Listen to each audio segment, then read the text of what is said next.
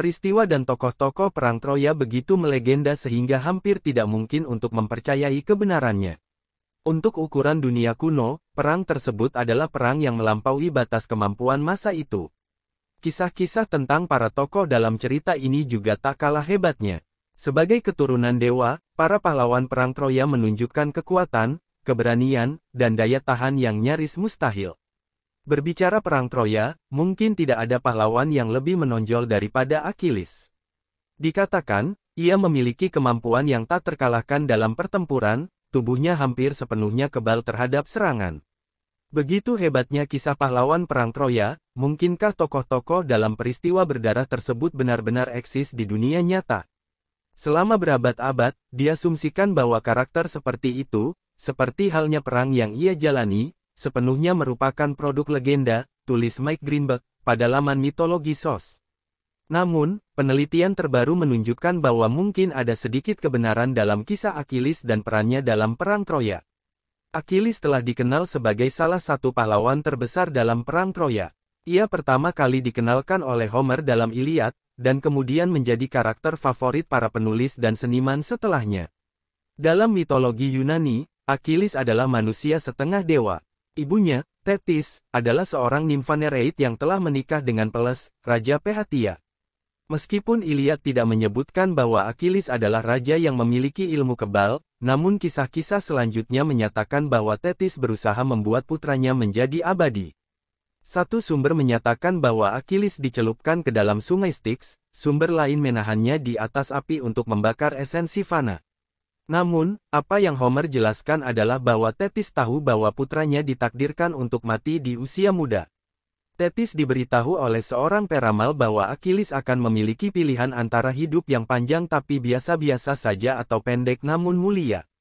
Meskipun Thetis mencoba melindunginya dari perang, Achilles memilih jalan kemuliaan. Dia berlayar ke Troy bersama 2.500 prajurit Myrmidon. Menurut Homer, Achilles tampil menonjol selama perang yang berlangsung selama 10 tahun itu.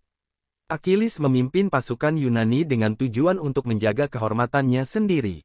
Agamemnon, putra dari Raja Atreus dan Ratu Aerope, mengambil hadiah perang yang seharusnya dimiliki oleh Achilles. Tindakan ini melanggar kehormatan Achilles dan menjadi salah satu pemicu pertengkaran hebat antara keduanya. Karena hal tersebut, Achilles memutuskan untuk meninggalkan perang. Tanpa kehadiran Achilles, pasukan Yunani mulai mengalami kesulitan dalam menghadapi pasukan Troya yang dipimpin oleh Pangeran Hektor.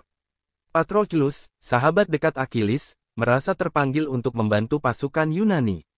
Ia meminta izin kepada Achilles untuk meminjam baju besi dan menggantikan posisinya di medan perang untuk mengintimidasi pasukan Troya.